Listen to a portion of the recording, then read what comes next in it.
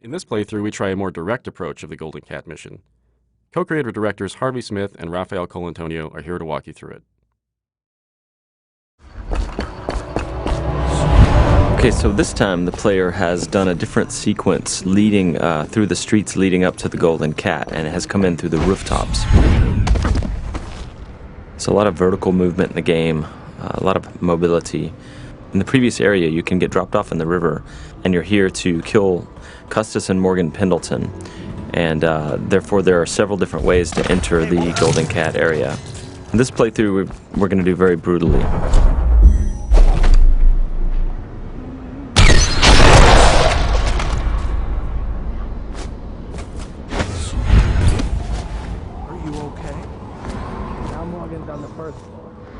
Need to get the men in position. The Ivory Room.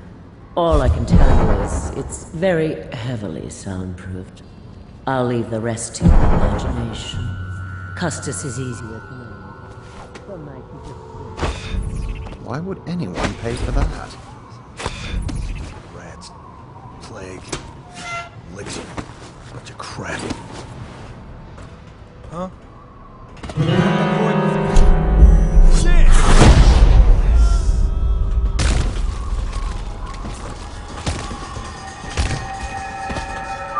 This is a drop attack.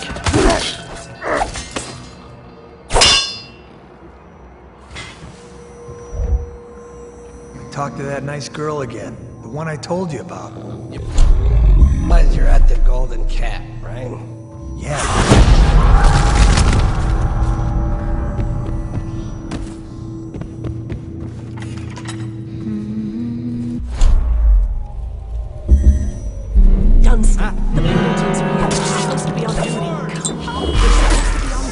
Obviously, playing this way has got consequences.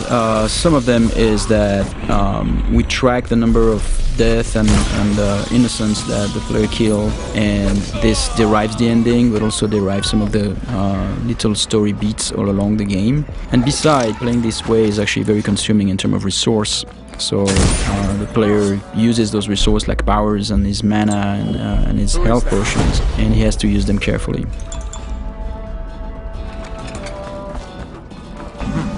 Might be worth checking out.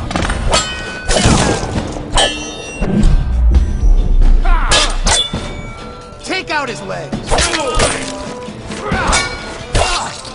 So here the players stop time just before the guards have fired their pistols, and he's planting a spring razor there. When time resumes, it will kill them both.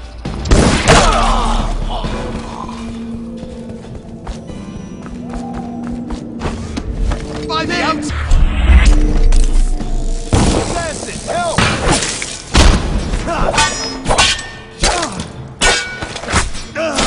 The game's combat with the sword, the melee combat, involves blocking and counter-attacks if the blocking is timed correctly. I hear you.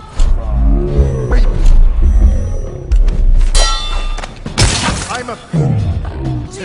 I'll have you whipped and put to work in the...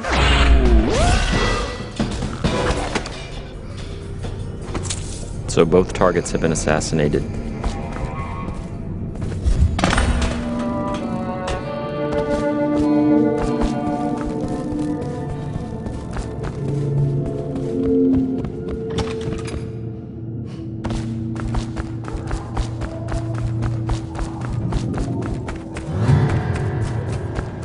Huh? Someone help me out! Someone get over here! Help! Someone...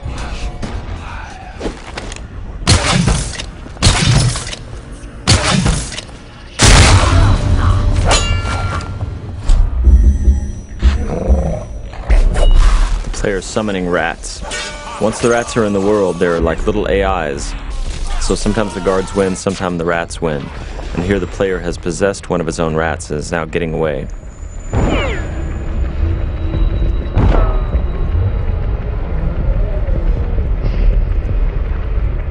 And that's the end of the violent, messy playthrough of the Golden Cat.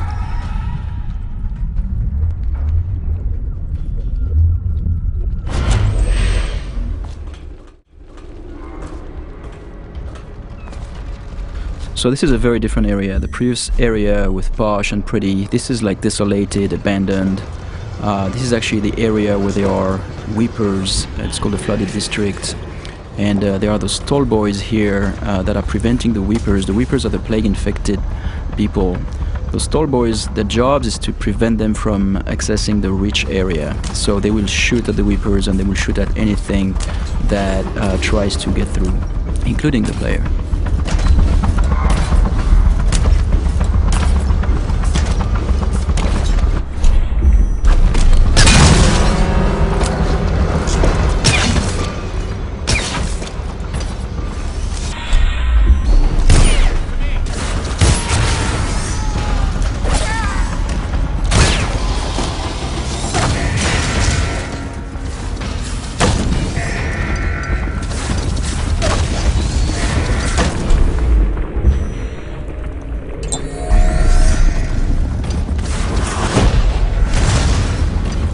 Here we're using Wind Blast to bounce back the arrows at the tall boys.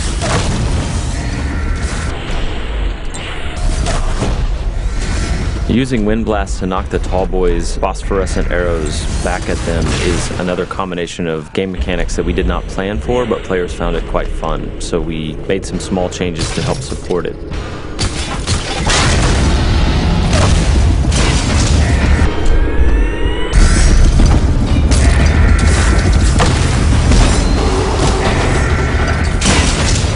These Stiltwalker guards, the tall boys as they're called, have vulnerable tanks of whale oil on their backs that they use for their incendiary arrows. And so periodically the player is shooting at those tanks, stopping time, trying to get behind them.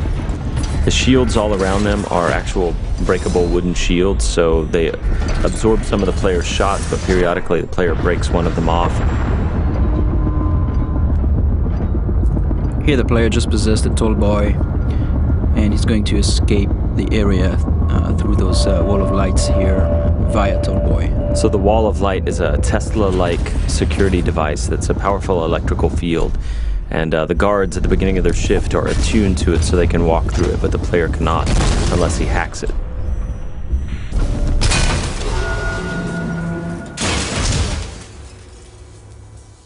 Thank you for watching. For an alternate approach, check out youtube.com/Dishonored or Dishonored.com.